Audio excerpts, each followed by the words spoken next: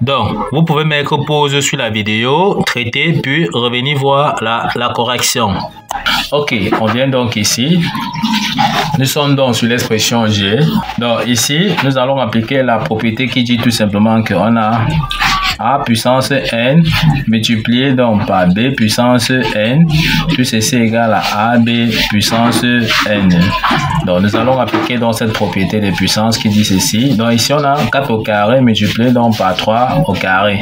Donc d'après ce que nous avons vu ici, ceci sera tout simplement donc 4 fois 3 parce qu'on a vu ici A puissance N fois B puissance N égale à AB. Donc c'est-à-dire 4 fois 3 ici, ça nous donne donc 12. On aura donc 12 à la puissance N. Donc N ici pour nous c'est 2. Donc on aura donc 12 au carré. Donc G est tout simplement égal à 12 puissance 2. Nous avons écrit encore sur la forme A puissance N tel que A ici c'est 12 et N pour nous c'est 2. De la même façon, on va encore... Ok, nous sommes sur l'expression H. H est égal à moins 2,5 puissance 5 multiplié par moins 6 puissance 5. Donc nous sommes ici, nous allons encore appliquer la propriété qui dit que A puissance N fois B puissance N est tout simplement égal à AB puissance N. Donc en appliquant ça ici, on aura donc tout simplement ici moins 2,5 multiplié donc par moins 6, tout ceci donc à la puissance 5, d'après la propriété que nous venons de voir ici. Maintenant, tout ce qu'on a fait, c'est de calculer moins 2,5 fois moins 6. Donc, en calculant, ça nous donne tout simplement donc 15. Donc, on aura ici 15 puissance 5.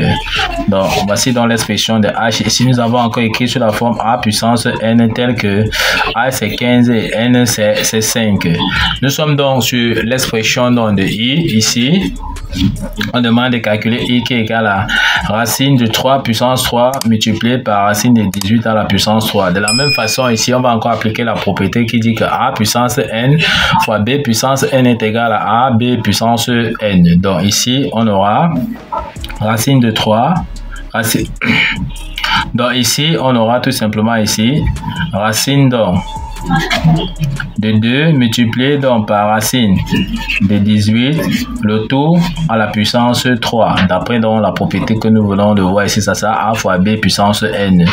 Or, nous avons vu que ici, on peut dire que racine de 2 fois racine de 18, c'est tout simplement donc racine de 2 fois 18 qui est tout simplement donc égal à racine de 36, tout ceci à la puissance 3.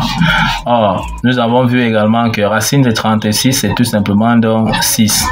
Donc, on aura ici tout simplement I sera égal à 6 à la puissance 3. Parce que racine de 36, c'est 6 et on a donc à la puissance 3 ici. Donc, I, c'est tout simplement 6 à la puissance 3, tel que nous avons mis sur la forme A puissance N. Tel que A ici, c'est 6 et N, c'est 3.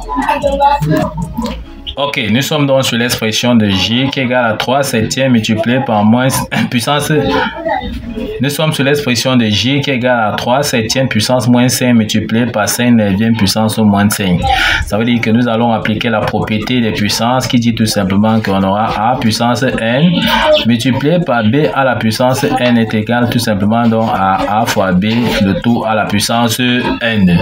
Donc nous allons donc appliquer cette propriété-ci. Donc ici, ça veut donc dire qu'ici on aura 3 septièmes qui est donc comme notre A multiplié donc par 7 neuvième, tout ceci à la puissance moins 5 d'après la propriété que nous avons vue ici. Ok, en calculant donc, on aura ici, on voit que le 7 et le 7 peut se simplifier ici directement, d'accord? On peut simplifier ici par 3, ça fait 1 ici, et 9 par 3, ça fait 3 là. Donc, en d'autres termes, on va rester tout simplement ici avec donc 1 sur 3 à la puissance moins 5. Donc, on peut donc conclure effectivement que J est tout simplement donc égal à 1 tiers à la puissance moins 5. Nous voyons bien que nous avons encore écrit sur la forme A puissance N, tel que A ici pour nous c'est 1 tiers et N c'est moins 5. Ok.